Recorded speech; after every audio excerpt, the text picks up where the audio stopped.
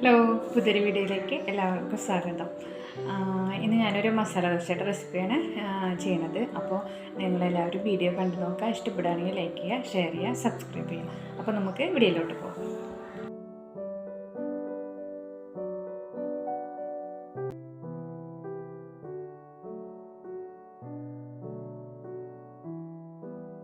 മസാല ദോശ എല്ലാവർക്കും ചെയ്യാൻ അറിയണതായിരിക്കും, എന്നാലും എൻ്റെ രീതിയിൽ ഞാൻ ചെയ്യണതാണ് ഞാൻ ഈ വീഡിയോയിൽ കാണിക്കുന്നത്. അപ്പോൾ മസാല ദോശയ്ക്ക് ആദ്യം നമുക്ക് മസാല തയ്യാറാക്കാം. അതിനായിട്ട് ഞാനിവിടെ 5 മീഡിയം വലുപ്പത്തിലുള്ള സവോള എടുത്തിട്ടുണ്ട്. പിന്നെ വേണ്ടത് 3 ഉരുളക്കിഴങ്ങ്, ഒരു ക്യാരറ്റ്, പിന്നെ ഒരു 4 പച്ചമുളകും ഒരു ചെറിയ കഷ്ണം ഇഞ്ചിയും എടുത്തിട്ടുണ്ട്. ഇപ്പോൾ അതൊക്കെ കട്ട് ചെയ്ത് എടുത്തിട്ടുണ്ട്. ഇനിയിപ്പോൾ നമുക്ക് ഇതെല്ലാം കൂടി കുക്കറിലോട്ടിട്ട് ഒന്ന് വേവിച്ചെടുക്കണം വേണ്ടത്. അപ്പോൾ ഞാൻ ആദ്യം സവാളയും അതുപോലെ തന്നെ പച്ചമുളക്, ഇഞ്ചി ഇതെല്ലാം കൂടിയിട്ട് കുക്കറിലേക്ക് ഇട്ട് കൊടുത്ത് കുറച്ച് വെളിച്ചെണ്ണ അല്ലെങ്കിൽ സൺഫ്ലവർ ഓയിൽ ഒഴിക്കുക. അപ്പോൾ സൺഫ്ലവർ ഓയിൽ ചെയ്യുമ്പോഴാണ് കേട്ടോ കൂടുതൽ നമുക്ക് ഹോട്ടലിൽ നിന്നൊക്കെ കഴിക്കുമ്പോൾ ഒരു നല്ലൊരു സ്മെല്ല് ഉണ്ടാവാറില്ലേ. അപ്പോൾ അങ്ങനെയുള്ളൊരു ഇത് നമുക്ക് ഈ എന്താ പറയുക, സൺഫ്ലവർ ഓയിൽ ചെയ്യുമ്പോഴാണ് നമുക്ക് കിട്ടണത്. അപ്പോൾ ഞാനിന്ന് സൺഫ്ലവർ ഓയിലാണ് ഈ മസാല തയ്യാറാക്കുന്നത്. ഇനിയിപ്പോൾ നമുക്ക് സവാള അതിലിട്ട് ഒന്ന് ചെറുതായിട്ടൊന്ന് വാടി വരട്ടെ. അപ്പോൾ പെട്ടെന്ന് വാടി വരാനായിട്ട് നമുക്കതിലേക്ക് കുറച്ച് ഉപ്പ് ചേർത്ത് കൊടുക്കാം. നമ്മുടെ കറിയിലേക്ക് ആവശ്യമുള്ള ഉപ്പ് ഇപ്പോൾ തന്നെ ചേർത്ത് കൊടുക്കാം. ഇനിയിപ്പോൾ അത് നല്ലതുപോലെ ഒന്ന് വഴറ്റിയെടുക്കാം. ചെറുതായിട്ടൊന്ന് വഴറ്റിയെടുത്താൽ മതി, ബ്രൗൺ കളറൊന്നും ആവണ്ട. ഇനിയിപ്പോൾ നമുക്കതിലേക്ക് കട്ട് ചെയ്ത് വെച്ച പൊട്ടറ്റോയും അതുപോലെ തന്നെ ക്യാരറ്റും ചേർത്ത് കൊടുക്കാം. അതും ഇതുപോലെ തന്നെ കുറച്ച് നേരം ഒന്ന് വഴറ്റി കൊടുക്കാം. ഇങ്ങനെ വഴറ്റി കൊടുക്കുമ്പോൾ നമ്മുടെ ഈ മസാലയ്ക്ക് നല്ലൊരു ടേസ്റ്റാണ് കേട്ടോ. അപ്പോൾ നിങ്ങളിങ്ങനെ വഴറ്റാണ്ടാണ് ചെയ്യണതെങ്കിൽ അപ്പോൾ ഇതുപോലെ ഒന്ന് വഴറ്റി കൊടുക്കുക. പിന്നെ ഇതിലേക്ക് ശരിക്കും ചെയ്യണത് നമ്മൾ പൊട്ടറ്റോ സെപ്പറേറ്റ് വേവിച്ച് ഇതുപോലെ സവാള ഒക്കെ വാട്ടി ഒക്കെയാണ് ചെയ്യുക. പക്ഷേ ഞാൻ ഇങ്ങനെയാണ് ചെയ്യാറ്. ഇതാകുമ്പോൾ എനിക്ക് ഇതാണ് കുറച്ചും കൂടി ഈസി ആയിട്ട് തോന്നുന്നത് കേട്ടോ.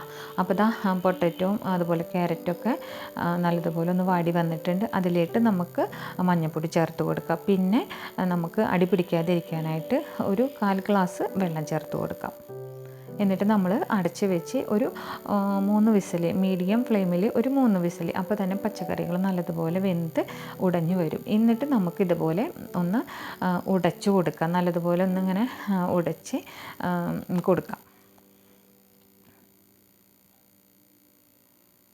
ഇപ്പോൾ നല്ലതുപോലെ കഷ്ണങ്ങളൊക്കെ നല്ലതുപോലെ ഉടച്ചെടുത്തിട്ടുണ്ട്. അപ്പോൾ ഇങ്ങനെ ചെയ്യുമ്പോൾ നല്ലൊരു ടേസ്റ്റാണ് കേട്ടോ. ഇനിയിപ്പോൾ നമുക്കതിലോട്ട് വറുത്തിടണം. അപ്പോൾ അതിനായിട്ട് നമുക്ക് പാൻ വെച്ച് സൺഫ്ലവർ ഓയിൽ തന്നെയാണ് ഞാൻ വറുത്തിടാനായിട്ടും ഉപയോഗിക്കുന്നത്. അതിലേക്ക് 1 ടീസ്പൂൺ കടുക് ഇട്ട് കൊടുക്കാം.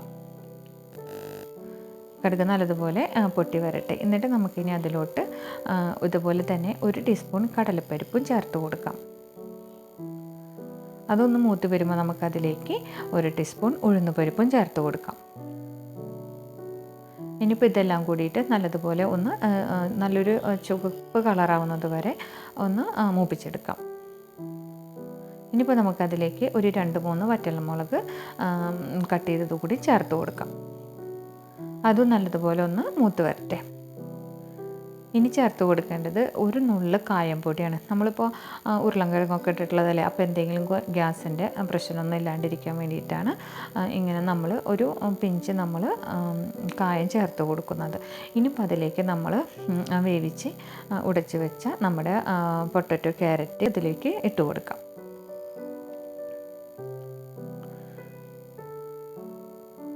ഇനി നല്ലതുപോലെ ഇളക്കിയെടുക്കാം.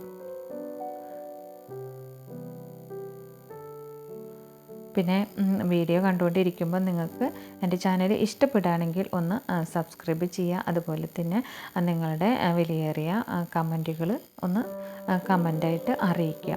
ഓരോ വീഡിയോ ഇടുന്ന ആൾക്കാർക്കും നിങ്ങളുടെ ഓരോ കമൻറ്റ് കാണുമ്പോഴാണ് വല്ലാത്തൊരു സന്തോഷമാണ് കേട്ടോ അത്. അപ്പോൾ നിങ്ങൾ പരമാവധി ടൈപ്പ് ചെയ്യാനൊന്നും പറ്റിയില്ലെങ്കിലും ഒരു സ്മൈലെങ്കിലും നിങ്ങളൊന്ന് ചെയ്തേക്കുക.